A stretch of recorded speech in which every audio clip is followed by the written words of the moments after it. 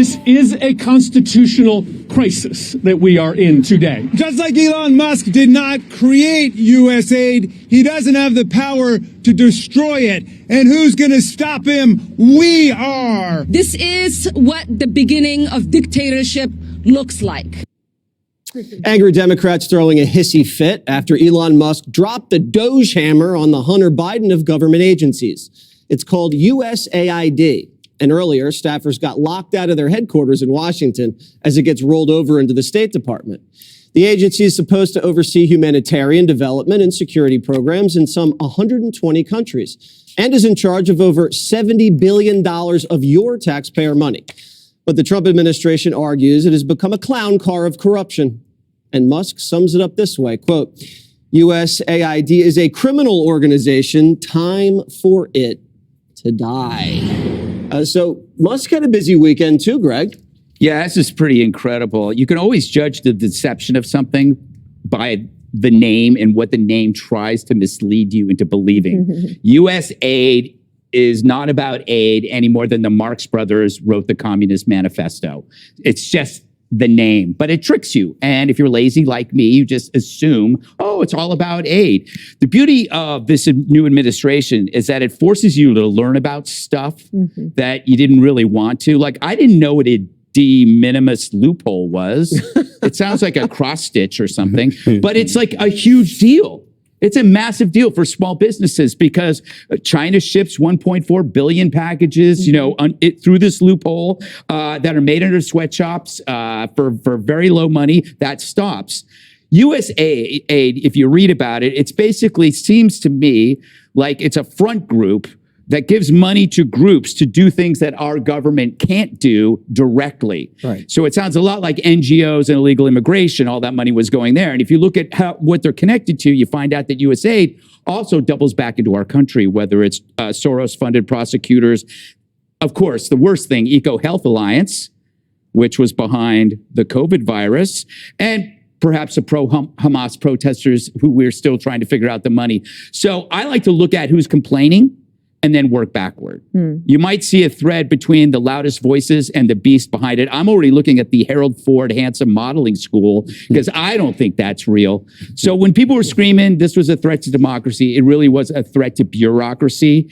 And the fear that it's instilled by just saying, open your books, that tells you everything. If you're terrified by showing us how you spend your money, then we know you're a crook.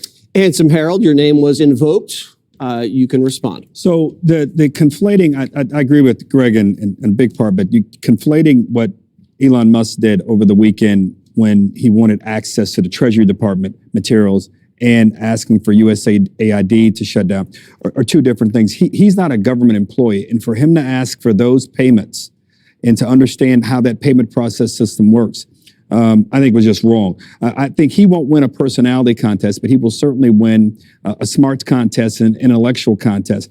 I think slimming down government and continuing to make it effective or allowing it to be made effective, he personifies that. He has saved us money with his efforts to get us to space and explore. We're spending less with him and doing more. That should be the model.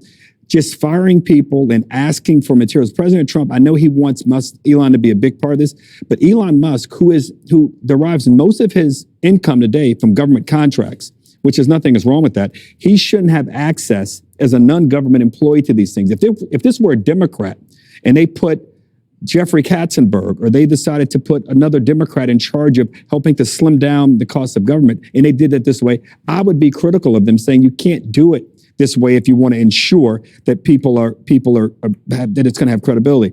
On USAID, I'm not here to defend all of it, but I do know this. There have been 20 global health outbreaks over the last many years that they have partnered with partners to try to ensure they didn't get to American soil. How much did they cause?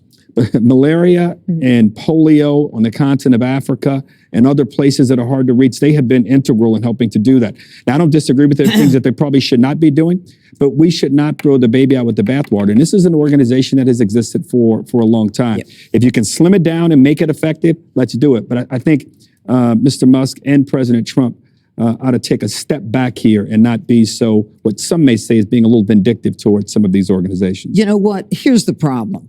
U.S. taxpayer monies should go for U.S. national interests, okay?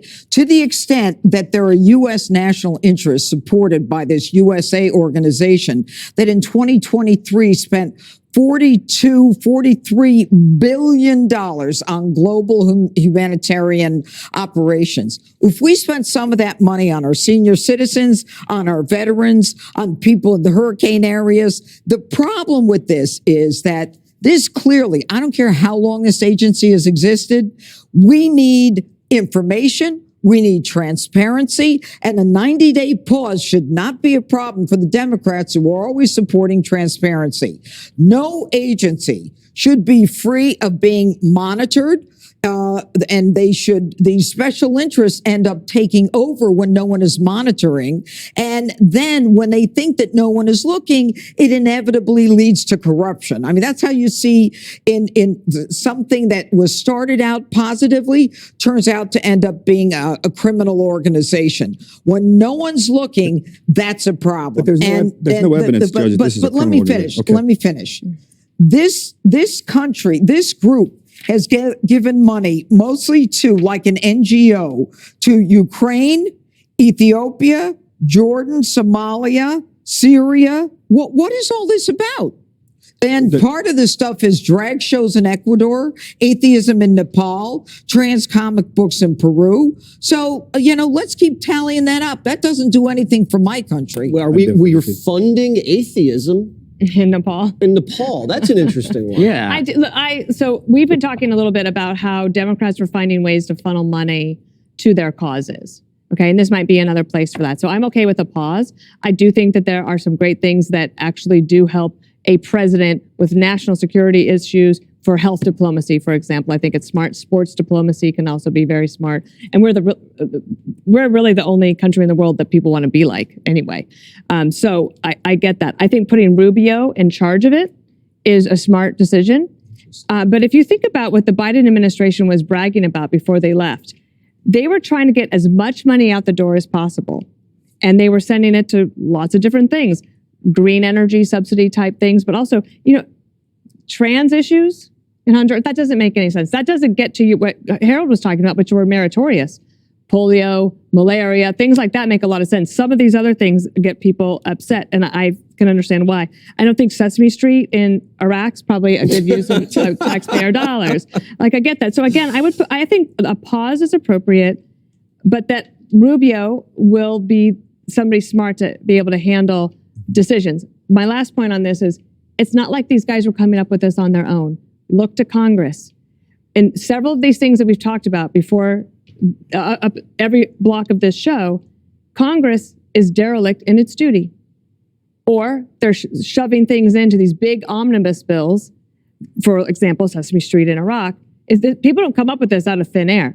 Congress has a responsibility here, and they've basically been absent. Okay, guys, just one question. The president has every right to do that, but he can't pause a law that Congress spends money. If he wants to do this, he should zero out their budgets next year. No president has the power to say, I didn't like what the other president did, so I'm going to pause the spending myself.